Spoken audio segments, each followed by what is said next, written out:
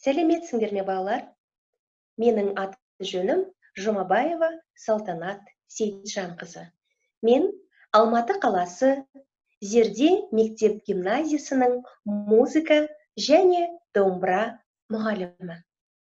Балалар, өткен сабақта мен сендерге үй тапсырмасын берген болатынмын. Сендер «Зеңгір көктен» әнінің 2 қатар сөзін түгел жаттау керек болғансыңдар. Жаттадыңдар ма? Жаттасақ, домбырамызбенен, үйренген жолдарыменен сөзін толық қосып айтып көрейік. Ал бастайық. 4-ші нүктеден 5 саусақты ұстадық. Сөздеріменен қосайық. Зеңгір көктен нұрын төккен, ортақ біздің күніміз, жайнап өскен, жайдар өскен, біз өмірдің гүліміз. Енді 2-ші қатарын қосып көрейік сөздеріменен. Балдостыққа, жолдастыққа шақырады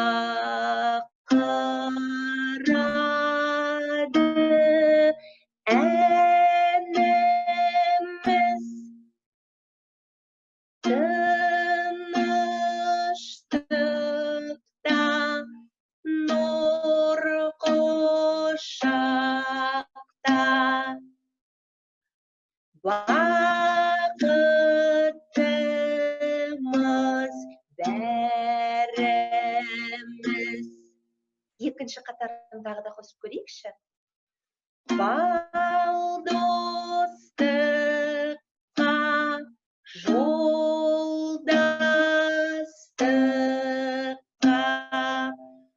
шақырады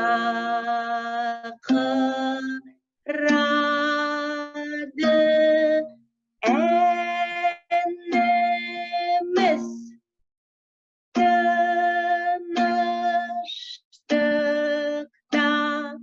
нұр құшақта, бақытымыз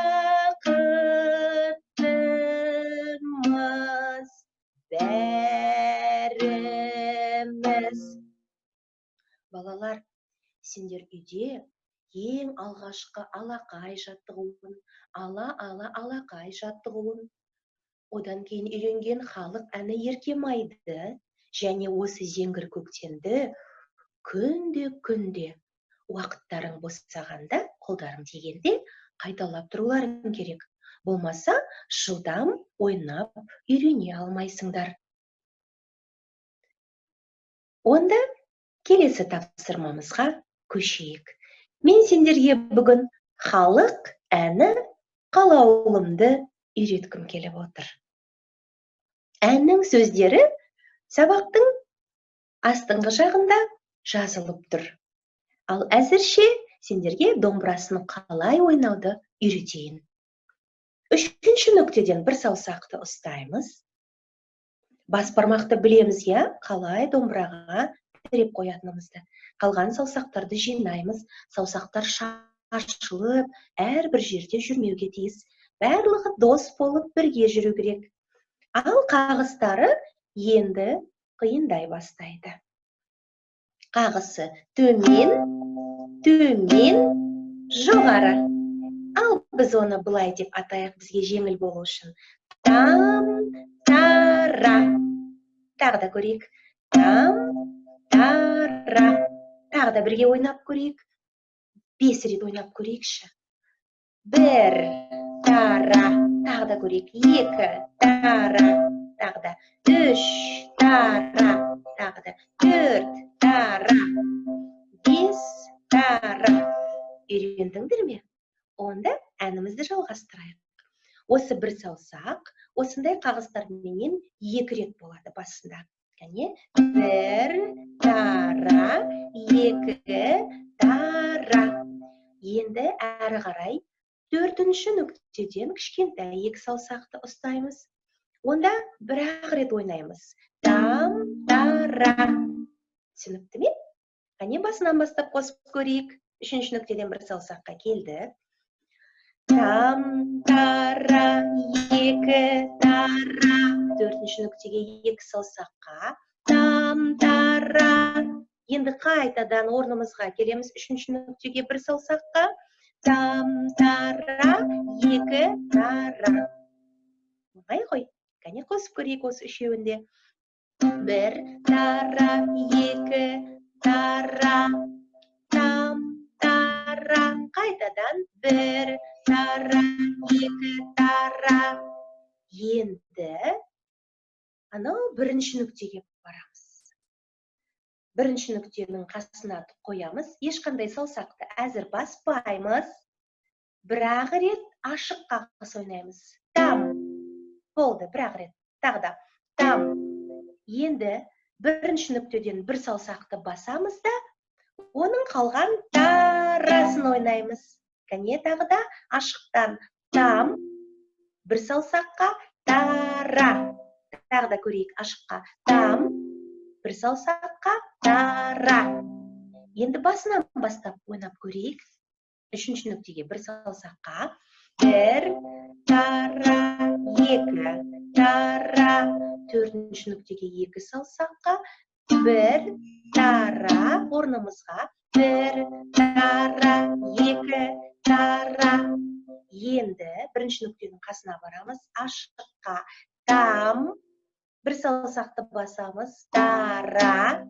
Енді әрі қарай 2-ші нүктеден 2 саусақты ұстаймыз да, бір-ақ рет төменге там дейміз. Тағы да. Там. Енді 5 саусақты ұстаймыз да, тара. Қосайық. 2 саусақтан там. 5 саусаққа тара. Тағы да көрейік. 2 саусаққа там. 5 саусаққа тара.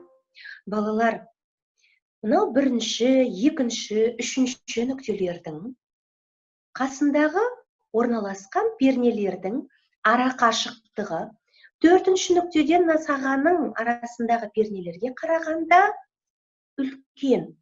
Сондықтан, мына 5 саусақты ойнағанда, саусағымыз, мынау 5 саусағымыз 3-ші нүктеге жету керек. Ол үшін сендер саусақтарыңды босырақ ұстауларың керек, қатты қысып алмаңдар саусақтарды, және де мынау білек көтерілмеу керек.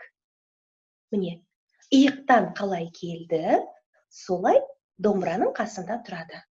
Білекті егерде көтеретін болсаңдар, онда саусақтарың жетпей қалатын болады. Мінеки, 1, 2, 3, 4 пернеге осы 4 саусақ жатып тұру керек. Әр саусақ өзінің пернесінде басылып тұру керек. Кәне, 2 саусақты ұстаймыз да, там, 5 саусаққа тара. Енді мынау ашықтан қосайық. Ашықтан там, 1 саусақ тара. Енді 2-ші нүктеге 2 саусақ там, 5 саусаққа тара. Енді 4-ші нүктеге кішкентай 2 саусаққа 2 рет ойнаймыз.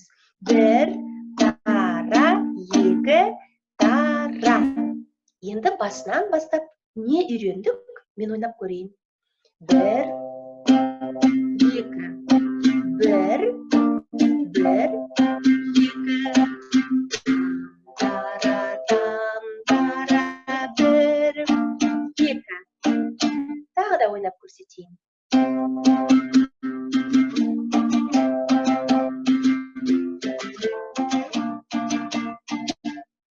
Қандай ән екенін түсіндіңдер ме? Онда бірге ойнап көрейік. 3-ші нүктеден 1 саусақты ұстадық.